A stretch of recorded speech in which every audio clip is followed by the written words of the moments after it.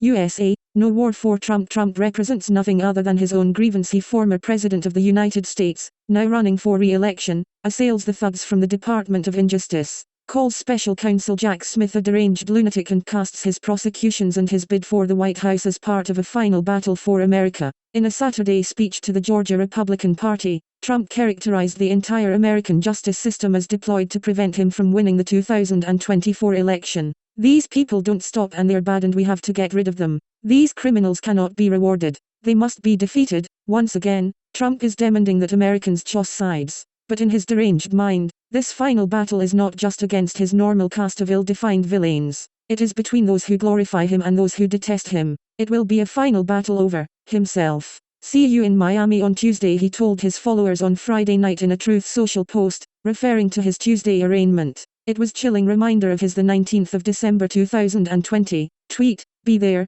will be wild," which inspired extremist groups to disrupt the 6th of January certification. At the Georgia Republican Party convention on Friday night, the Arizona Republican Kari Lake, who will go to Miami to support Trump, suggested violence. "If you want to get to President Trump, you're going to have to go through me, and you're going to have to go through 75 million Americans just like me," Lake exclaimed to roaring cheers and a standing ovation. "Most of us are card-carrying members of the NRA, the National Rifle Association gun lobby. That's not a threat, that's a public service announcement." Most Republicans in Congress are once again siding with Trump rather than standing for the rule of law. A few are openly fomenting violence. The Louisiana Representative Clay Higgins suggested guerrilla warfare. "This is a perimeter probe from the oppressors. Hold POTUS," a reference to the real President of the United States, "has this. Buckle up 1-50K, know your bridges. Rock steady calm." Most other prominent Republicans, even those seeking the Republican presidential nomination, are criticizing Biden, Merrick Garland and the Special Counsel Jack Smith for weaponizing the Justice Department.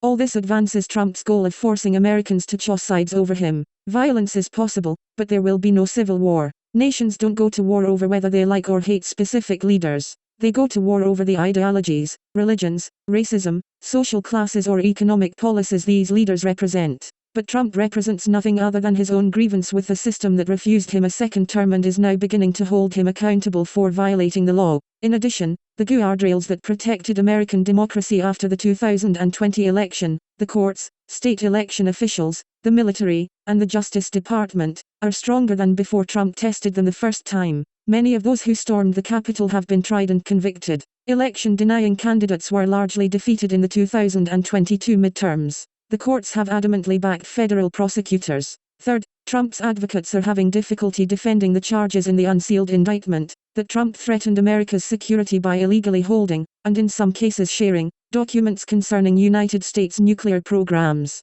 potential vulnerabilities of the United States and its allies to military attack, and plans for possible retaliation in response to a foreign attack, and then shared a plan of attack against Iran. Republicans consider national security the highest and most sacred goal of the republic. A large number have served in the armed forces. Trump's own Attorney General, Bill Barr, said on Fox News Sunday that he was shocked by the degree of sensitivity of these documents and how many there were. "Frankly, if even half of it is true, then he's toast. I mean, it's a very detailed indictment, and it's very, very damning. And this idea of presenting Trump as a victim here, a victim of a witch hunt, is ridiculous. None of this is cause for complacency. Trump is as loony and dangerous as ever. He has inspired violence before, and he could do it again. But I believe that many who supported him in 2020 are catching on to his lunacy. Trump wants Americans to engage in a final battle over his own narcissistic cravings. Instead, he will get a squalid and humiliating last act." Robert Reich, a former U.S. Secretary of Labor, is professor of public policy at the University of California,